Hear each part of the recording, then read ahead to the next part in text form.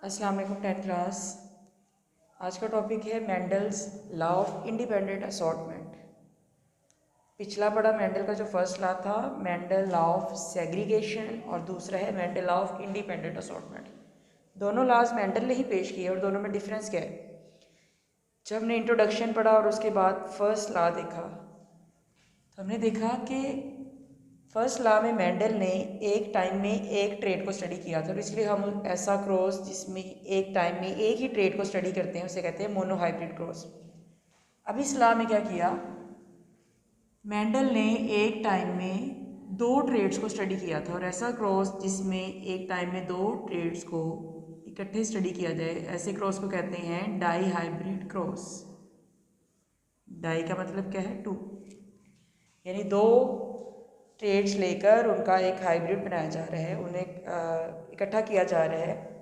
तो ऐसा क्रॉस जिसमें two trades at a time study हो रहे हैं ऐसे क्रॉस को कह रहे हैं डाई हाइब्रिड क्रॉस।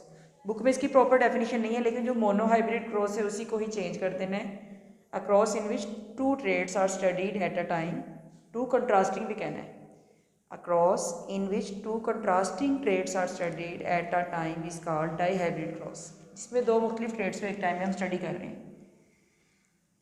अब जैसे कौन से ट्रेड्स हैं, मेंडल ने क्या किया यहाँ पर फर्स्ट लॉ में, लॉ ऑफ सेग्रीगेशन में सिर्फ सीड शेप को स्टडी किया था कि या तो सीड राउंड था या रिंकल था जो पेरेंट जनरेशन ली थी। अब यहाँ पर उसने क्या किया, दो ट्रेड्स उसने इकट्ठे लिए। जैसे उसने देखा कि पेरेंट जनरेशन जो है, पेरेंट प्लांट, उसने कौन कौन से लिए, वो एक तो राउंड था, ये एक ट्रेट हो गया। इसका ऑपोजिट दूसरे वाला जो जिसके साथ उसने कंबाइन होना है उसके क्या होंगे कैरेक्टर, ये राउंड है तो वो कैसा होगा, रिंकल। ये तो एक ही ट्रेट है राउंड और रिंकल। इसके साथ दूसरा ट्रेट क्या था, राउंड के साथ साथ उसने कलर को ले लिया तो राउंड एंड येलो। राउंड भी डोमिनेंट है, येलो भी डोमिनेंट है। दूसरी तरफ सीड की शेप रिंकल होने के साथ उसका कलर क्या था, ग्रीन। तो ग्रीन क्या है, एक रिसेसिव ट्रेट है। तो क्या किया उसने, टू ट्रेड्स इकट्ठे यहाँ पर स्टडी किए थे। वो टू ट्रेड्स हमने देख लिए, एक उसकी शेप है और दूसरा उसका कलर है। अब शेप के लिए क्या करते हैं, हम किससे जाहिर करते हैं, कैपिटल आर कैपिटल आर, इधर था small R small R. Yellow है तो उसको किससे जाहिर करेंगे, डोमिनेंट है तो कैपिटल वाई और इस तरफ क्या कर देंगे, स्मॉल वाई स्मॉल वाई। यानी जब लॉ ऑफ सेग्रीगेशन था तो वहाँ पर हम सिर्फ राउंड की बात कर रहे थे, कैपिटल आर का क्रॉस करवाया था स्मॉल आर के साथ। अब क्योंकि दो करेक्टर्स हैं, दो ट्रेड्स इकट्ठे हैं, तो इसलिए हम कैपिटल आर राउंड के लिए और येलो के लिए कैपिटल वाई दोनों ट्रेड्स को इकट्ठे लेकर स्टडी कर रहे हैं। अब इनमें गैमेट्स क्या क्या बन सकते हैं, राउंड में से कोई भी एक गैमेट आएगा, चाहे वो ये वाला आए चाहे ये वाला आए, तो कैपिटल आर ही आएगा। इसी तरह कलर के लिए कोई भी एक गैमेट आएगा तो वो कौन सा आएगा, कोई भी एक ही, चाहे ये वाला आए चाहे ये वाला वाई आए, दोनों सेम है। तो एक गैमेट अगर बनता है तो कैपिटल आर कैपिटल वाई इसका गैमेट पॉसिबल है। इस तरह यहाँ पर पॉसिबल गैमेट क्या है, स्मॉल आर और स्मॉल वाई। ये एक गैमेट इसी तरह से और भी बन सकते हैं, लेकिन बनेगा क्या, पॉसिबिलिटी यही होगी, एक शेप को जाहिर करेगा और एक कलर को। अब अगर इनका क्रॉस करवाएं तो क्या नेक्स्ट जनरेशन जो बननी है पेरेंट जनरेशन से आगे, फर्स्ट फीलियल जनरेशन जो बनेगी F1, वो कैसी होगी। अगर इनका क्रॉस करवाते हैं तो क्या होगा, कैपिटल आर अगर इधर जाए, कैपिटल आर किसके साथ कंबाइन हो सकती है, हम क्या करेंगे, इनको इकट्ठा कर देंगे, capital R capital Y small Y.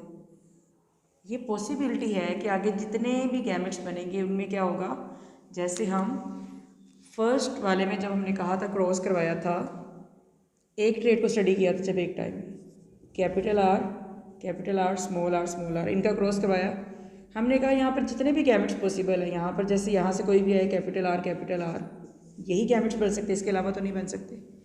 लेकिन यहाँ पर क्या गैमेट्स बनेंगे, capital Y, capital R, capital Y, capital R, capital Y, फिर दूसरे आर के साथ मिलेंगे तो वही कैपिटल आर कैपिटल वाई ही बन सकते हैं वहाँ पर, यानी इस आर के साथ एक कैपिटल वाई कर देंगे जब दो ट्रेड्स को स्टडी कर रहे हैं। यहाँ पर पहले बन रहा था सिर्फ स्मॉल आर, ये गैमेट्स बन रहे थे, लेकिन अब क्या होगा, small R small Y, small R small Y, इस तरह से ये गैमेट्स बन रहे हैं। फिर हमने इन गैमेट्स को अगर इकट्ठा किया तो हमने देखा कि क्या पॉसिबिलिटी क्या आ रही है। इस आर को लिया और इसके साथ जब क्रॉस करवाया तो क्या पॉसिबिलिटी आ रही थी, कैपिटल आर स्मॉल आर। इसको अगर इसके साथ करवाया तब भी यही आ रही थी। सिमिलरली यहाँ पर भी जितने भी हम यहाँ पर गैमेट्स बनेंगे उनका क्रॉस करवाएंगे तो नेक्स्ट जनरेशन में जो ऑफस्प्रिंग बनेंगे वो कैसे होंगे, capital R small R capital Y small Y. जब इनको इकट्ठा करेंगे तो यही जितने भी ऑफस्प्रिंग बनेंगे उनमें क्या चांसेस होंगे कि वो कैसे हमें नज़र आएंगे, राउंड मेंडल के अकॉर्डिंग, क्योंकि यहाँ पर एक भी कैपिटल आर है तो किसको शो कर रहा है, राउंड, और यहाँ पर एक कैपिटल वाई है तो वो किसको शो कर रहा है, येलो को। तो फर्स्ट जनरेशन सारी की सारी कैसी आएगी, राउंड एंड येलो। अब आगे इसी राउंड और येलो को ही अगर आपस में कोई क्रॉस करवाएं, F1 का क्रॉस करवाएंगे F1 के साथ, यानी इसी तरह के हम लेते हैं ये गैमेट्स, F1 ऑफस्प्रिंग का F1 के साथ क्रॉस करवाते हैं तो क्या है F1 में, capital R small R capital Y small Y, इसका क्रॉस करवाया capital R small R capital Y small Y के साथ। पॉसिबिलिटी क्या है, कैपिटल आर यहाँ से अगर उठाएं तो वो किसके साथ मिलेगा, कैपिटल आर यानी राउंड के साथ। क्या पॉसिबिलिटी है, राउंड येलो भी हो सकते हैं, राउंड ग्रीन भी हो सकते हैं। Capital R capital Y capital R small Y, फिर small R capital Y small R small Y, ये इसके सारे ऑफस्प्रिंग पॉसिबल हैं, जो गैमेट्स पॉसिबल है। सिमिलरली यहाँ पर भी क्या होगा, कैपिटल आर एक दफ़ा वाई के साथ अगर कंबाइन होता है, गैमेट्स यही पॉसिबल है ना, यहाँ से separate separate, capital R capital Y, फिर ये कैपिटल आर स्मॉल वाई के साथ अगर कंबाइन होता है तो कैपिटल आर स्मॉल वाई। फिर हम लेते हैं स्मॉल आर को, small R capital Y small R small Y. तो पॉसिबिलिटी क्या है कि नेक्स्ट जो गैमेट्स बन रहे हैं वो ये होंगे, round yellow round green, wrinkle yellow wrinkle green. अगर इनका अगर आपस में क्रॉस करवाएं, इन गैमेट्स को हम कंबाइन करें तो पॉसिबिलिटी क्या है कि नेक्स्ट F2 जनरेशन कैसी आएगी। इन F1 के ये गैमेट्स बन रहे हैं, इनकी अगर हम आगे पुनेट स्क्वायर की मदद से इनका क्रॉस करवाएं तो F2 जनरेशन में क्या पॉसिबिलिटी है। अब हम इनको पुनेट स्क्वायर के साथ भी लिख सकते हैं, या वैसे सिंपली हम अगर लिखें कि ये वाला इसके साथ जाता है तो क्या करता है, ये वाला अगले वाले के साथ मिलता है तो क्या करता है, उससे अगले के साथ मिलता है तो क्या करता है। तो सिंपल एक डायग्राम पुनेट ने हमें, RC पुनेट ने, जो कि इंग्लिश मैथमेटिशियन था, उसने एक डायग्राम दी थी, एक स्क्वायर इंट्रोड्यूस करवाया उसने।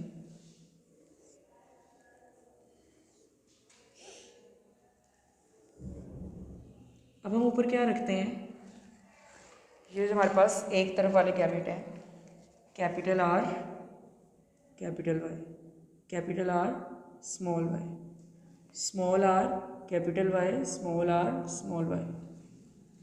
सिमिलरली हम क्या करेंगे, इस साइड पर भी यही गैमेट शो करेंगे।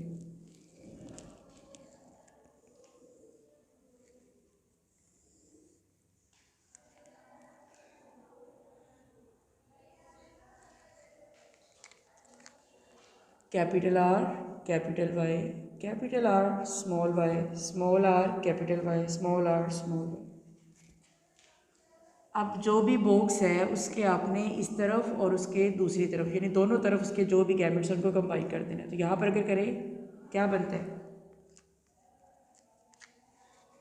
नेक्स्ट क्या क्या पॉसिबिलिटीज़ हो सकती हैं, capital R capital R capital Y capital Y, इधर क्या आएगा कैपिटल आर कैपिटल वाई और ऊपर क्या है उसके स्मॉल वाई। जो बॉक्स है, अगर ये वाला बॉक्स है तो इसके इस तरफ क्या है, इसको इसके ऊपर देखना है हमने। तो जो भी बॉक्स है, अगर ये बॉक्स है तो इसके देखना है इधर क्या है और इसके इस तरफ क्या है, उनको आपस में आपने इकट्ठे कर देना है। तो हम क्या कर रहे हैं, शेप और फिर कलर। शेप क्या है यहाँ पर, capital R small R, capital Y capital Y, फिर capital R small R, capital Y small Y. यहाँ पर क्या है, कैपिटल आर, ऊपर भी capital R, capital Y small Y, capital R small Y. कोई भी इनमें से हम देखेंगे तो ज़्यादातर क्या होंगे, ये एक दूसरे से डिफरेंट। मोस्टली क्या है, इनमें बहुत कम है कोई मिलते जुलते हमें नज़र आए। इधर क्या आएगा, capital R small R, capital Y small Y, capital R small Y small Y, capital R small R, capital Y, capital R small R, capital Y small Y, small R, इधर भी स्मॉल आर है और इसके अगर ऊपर देखें तो भी स्मॉल आर है। कैपिटल वाई है और कैपिटल वाई है, स्मॉल आर, कैपिटल वाई और स्मॉल वाई। अब स्मॉल आर का इसके साथ क्रॉस करवाएं, capital R small R, capital Y small Y, capital R small Y, small R, capital Y small Y. अगर यहाँ पर हम कोई भी गलती कर देते हैं तो ये हमारी रेशो आगे गलत आ सकती है, इसलिए ये ध्यान से करना है। स्मॉल आर, स्मॉल वाई, सारे का सारा हमने इजीली ये कर लिया। अगर हम इनको वैसे ही तरह हिसाब किताब के जरिए मिलाते रहते तो शायद कोई गलती होती। हमने ये स्क्वायर बनाया, पुनेट स्क्वायर, और इजीली ये सारा जो है इनको क्रॉस कर लिया। अब ये देखेंगे कि ये कैसे हैं, राउंड है और येलो है। तो हमने पहला ये देखा राउंड है येलो, और कौन कौन से हैं जो राउंड और येलो है।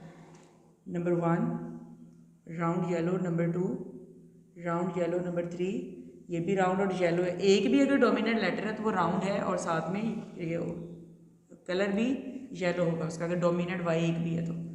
नंबर 4 नंबर 5 ये कैपिटल आर और ये कैपिटल वाई। नंबर 5 यहाँ पर राउंड तो है लेकिन साथ में ग्रीन है तो हम ये नहीं करेंगे, ये राउंड है और येलो है। नंबर 6 नंबर 7 नंबर 8 और ये नंबर 9 हमारे पास क्या है, राउंड एंड येलो। इसके बाद दूसरे नंबर पर हम अगला क्या है, राउंड है लेकिन ग्रीन है, 1 राउंड है और ग्रीन है, 2 जो रह गए उनमें से देखते हैं हम, राउंड और ग्रीन और कौन सा, ये भी राउंड और ग्रीन है। नंबर 3 बाकी कोई भी राउंड नहीं है, ग्रीन तो है लेकिन राउंड नहीं। तो 3 हमारे पास क्या आए हैं जो कि राउंड तो हैं लेकिन येलो की बजाय क्या है, वो ग्रीन है, राउंड ग्रीन है। इसके बाद जो बाकी बच गए वो क्या है, राउंड है और रिंकल है, येलो है, रिंकल है, येलो है, ये भी क्या है, रिंकल है और येलो है। बाकी के सारे हमने देख लिए, सबको कर लिया, सिर्फ एक लास्ट में रह गया जो कि रिंकल के साथ ग्रीन है। तो रिंकल येलो में हमारे पास कितने आए, ये 3। फिर 3 कैसे हैं, wrinkle and green, wrinkle and yellow.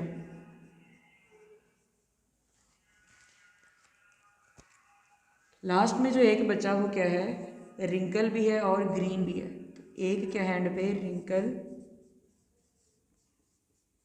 And green.